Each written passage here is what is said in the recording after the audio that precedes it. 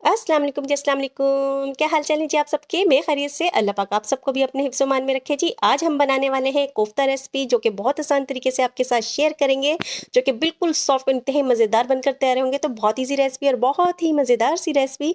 एक बार इस रेसिपी को मेरे तरीके से लाज़मी ट्राई कीजिएगा, यकीनन ये रेसिपी आपको बहुत पसंद आएगी। तो चलें रेसिपी स्टार्ट करते हैं, जिसके लिए यहाँ पे लिया है जी 500 ग्राम हमने लिया है बीफ, और साथ ही यहाँ पे मैंने 50 ग्राम चर्बी भी ली। जी हाँ, बीफ के साथ चर्बी लाज़मी लीजिएगा, ये आगे जाके आपको मैं बताती हूँ क्यों लेनी है इसके साथ। साथ ही यहाँ पे 2 मीडियम साइज़ के प्याज़ को स्लाइस करने के बाद चॉपर में शामिल कर दिया है, बीफ को भी हमने चॉपर में शामिल किया था।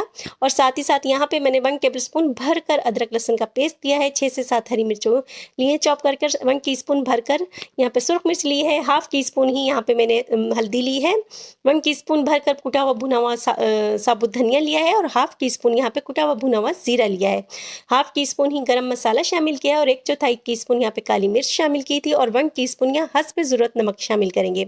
2 टेबलस्पून यहाँ पे हम बेसन यूज़ करने वाले हैं। जी हाँ, यहाँ पे हम बेसन को यूज़ करेंगे, इससे भी आपके कोफ्ते बहुत सॉफ्ट बनेंगे। भूनने के बाद 2 टेबलस्पून बेसन शामिल किया था, और आधी खगी यहाँ पे धनी को शामिल करने के बाद हमने तमाम चीज़ों को बहुत अच्छी तरह से चॉप कर लिया है। बहुत अच्छी तरह फाइन सा चॉप कीजिएगा, जितना अच्छा ये चॉप होगा ना, उतने ही सॉफ्ट और जूसी से आपके कोफ्ते बनकर तैयार होंगे। तो यहाँ पे मैं आपको दिखाती चलूँ किस तरह से इसका होना, सॉफ्टनेस होना ज़रूरी है। तो इसको हमने निकाल लिया है जी बाउल में, और इसके हमने मीडियम साइज़ के कोफ्ते बना लेने हैं।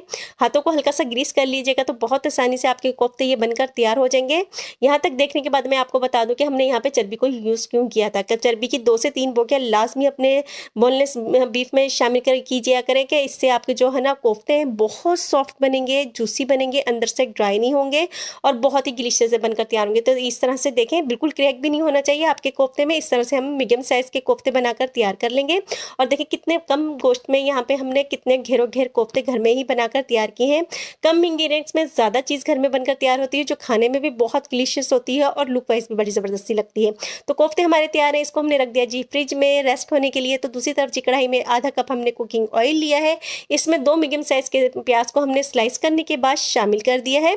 और यहाँ पे हमने प्याज को तब तक ब्राउन करना है जब तक कि इसकी किनारियाँ हल्की हल्की सी डार्क ब्राउन ना होना शुरू हो जाए, यानी कि इनका कलर सुनहरी कलर का हो जाए, बादामी शेड में हो जाए। बहुत ज़्यादा डार्क नहीं करना, अगर आपने बहुत ज़्यादा डार्क किया ना, तो इसका फिर टेस्ट अच्छा नहीं आएगा। तो यानी कि कलर बड़ा डिपेंड करता है हमारे प्याज पर। तो यहाँ पर अच्छी तरह से प्याज को ब्राउन करने के बाद में 1.5 टेबलस्पून अदरक लहसुन का पेस्ट शामिल किया था, 1 से 2 मिनट भुनाई की है। साथ ही यहाँ पे 3 से 4 हरी मिर्चों को चॉप करने के बाद शामिल किया है, और एक बड़े साइज़ के टमाटर को इस तरह से शामिल कर दिया है, मिक्स किया है। आधा कप का पानी शामिल करेंगे और कवर लगाएंगे, तकरीबन 5 से 6 मिनट का वेट करेंगे। इससे ये होगा कि ये प्याज जो टमाटर है ना हमारे बहुत अच्छी तरह से फाइन से गल जाएंगे, तो हमारा जो मसाला है ना बहुत ही ज़बरदस्त सा बनकर तैयार होगा। तो देखिए 5 से 6 मिनट बाद हमारा टमाटर बहुत अच्छी तरह से गल चुका था। यहाँ पे मैं आपको चेक कराती हूँ। अब यहाँ पे आप बहुत अच्छी तरह से भुनाई करके भी इनको मिक्स कर सकते हैं, लेकिन बिल्कुल अच्छा सा फाइन सा, यानी कि जिस तरह का हम रेस्टोरेंट में ग्रेवी खाते हैं ना, उस तरह के बनाने के लिए यहाँ पे मैंने शामिल किया 1 कप यहाँ पे मैंने दही को शामिल किया है। हैंड ब्लेंडर की मदद से बहुत अच्छी तरह से तमाम चीज़ों को चॉप कर लेंगे, यानी कि ब्लेंड कर लेंगे। अगर आपके पास हैंड ब्लेंडर ना हो ना, तो इसको आप ब्लेंडर की जग में शामिल करने के बाद भी ब्लेंड कर सकते हैं। तो बहुत ज़्यादा फाइन नहीं कीजिएगा। अब यहाँ पे स्पाइसेस जाएंगे 1 टीस्पून सुरख मिर्च, हाफ टी स्पून यहाँ पे हल्दी शामिल की है, हस्ब ज़रूरत नमक, 6 से 7 यहाँ पे हमने लौंग शामिल किए हैं, और 3 हरी इलायची को शामिल किया है। लौंग और हरी इलायची यहाँ पे लाजमी जाएंगी, इससे जो आपकी ग्रेवी ना बहुत टेस्टफुल बनेगी, और इसका तमाम टेस्ट इन्हीं 2 गरम मसालों पर डिपेंड करता है, क्योंकि बहुत ज़्यादा यहाँ पे हमने मसालों को यूज़ नहीं करना। अब यहाँ पे हमने जो मसाले शामिल किए हैं ना, इनको अपनी ग्रेवी के साथ तकरीबन 10 से 12 मिनट बहुत अच्छी तरह से भुनाई करेंगे, ताकि जो अच्छी तरह से हमारा जो घी है ना वो सेपरेट हो जाए, तभी इसका टेस्ट निकल कर आएगा। 5 से 6 मिनट तकरीबन भूनने के बाद इसमें मैंने शामिल कर दी थी 1 टीस्पून यहाँ पे हमने साबुत धनिया पिसा हुआ शामिल किया था। ये शुरू में नहीं शामिल करना, शुरू में शामिल करने से ये होता है ना कि जो आपका मसाला है ना डार्क कलर का बनता है, इसका लुक अच्छा नहीं आता। तो यहाँ पे 1 टीस्पून साबुत धनिया शामिल करने के बाद 5 मिनट मजीद भुनाई की थी यहाँ पे अच्छी तरह से मैंने। और यहाँ पे जो हमने कोफ्ते बनाकर रखे थे ना अपने, ये अब शामिल कर देंगे। कोफ्ते शामिल करने के बाद 2 से 3 मिनट हमने रेस्ट देना है, ताकि हमारे एक साइड से कोफ्ते अच्छी तरह से पक जाए। तो फिर हल्के हाथों से इसकी साइड दोबारा से चेंज करेंगे, तो 2 से 3 मिनट तब भी वेट करेंगे। और फिर उसके बाद जिस तरह से मर्ज़ी आप यहाँ पे चम्मच चलाएँ, आपके कोफ्ते कभी भी नहीं टूटेंगे, बहुत ही डिलीशियस और बहुत ही मज़ेदार बनकर तैयार होंगे। तो यहाँ तक देखने के बाद अगर आपको मेरी वीडियोस अच्छी लगती हैं तो प्लीज़ लाइक कीजिए, शेयर कीजिए, सब्सक्राइब कीजिए ताकि मैं मज़ीद इस तरह की वीडियोस आपके लिए बनाती रहूँ।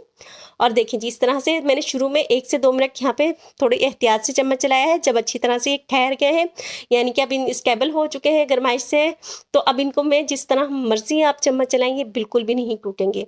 तो 5 से 6 मिनट बहुत अच्छी तरह से भुनाई की है और जब अच्छी तरह से इसमें से घी सेपरेट हो चुका है ना, तो यहाँ पे 1.5 कप मैंने पानी शामिल किया था ग्रेवी के लिए। आप अपनी पसंद से भी शामिल कर सकते हैं, यानी कि अगर आपको ग्रेवी पतली चाहिए तो आप ज़्यादा पानी शामिल कर लीजिएगा, और अगर आप को नॉर्मल चाहिए तो इस तरह से 1.5 कप पानी शामिल कीजिएगा। पानी शामिल करने के बाद मिक्स करेंगे और कवर लगाएंगे 10 से 12 मिनट, अच्छी तरह से हमारे जो कोफ्ते हैं ना अंदर तक पक जाए, गल जाए, और हमारी जो ग्रेवी भी है ना वो भी बहुत अच्छी तरह से पक जाए। तो लुक देखें, आपके सामने मैंने कितना चम्मच चलाया है, बिल्कुल भी हमारे कोफ्ते टूटे नहीं है। आगे जाके मैं दिखाऊंगी इनकी सॉफ्टनेस भी कितने सॉफ्ट बनकर तैयार हुए थे। तो 10 से 12 मिनट अच्छी तरह से कुक करने के बाद ये देखें जी हमारा रिजल्ट ये है। घी भी इसमें खुद ही सेपरेट हो जाता है, आपको बहुत ज़्यादा मेहनत करने की ज़रूरत नहीं है। तो ये देखिए फ्लेम बंद किया है, मिक्स किया और देखें तमाम घी अपना खुद ब खुद ऊपर आ चुका है। तो आपको अलग से डालने की ज़रूरत भी नहीं है, इसमें घी को सेपरेट करने की भी ज़रूरत नहीं है। अब मैं आपको दिखाती हूँ यहाँ पे हमने फिर जब फ्लेम ऑफ करने के बाद हाफ टी स्पून यहाँ पे मैंने ज़ीरा पाउडर शामिल किया था, इससे इसका खुशबू बहुत अच्छी सी आती है। और अब मैं आपको दिखाती हूँ कितने सॉफ्ट बनकर तैयार हुए थे, बहुत मज़ेदार बनते हैं और बहुत ही डिलीशियस ये बनकर तैयार होते हैं। चपाती के साथ खाइए या फिर नान के साथ, बहुत ही अमेजिंग सी रेसिपी है और बहुत ही आसान तरीके से और झटपट से बनकर ये तैयार हो जाती है। इसके साथ ही मुझे इजाज़त दीजिए। अल्लाह हाफिज़।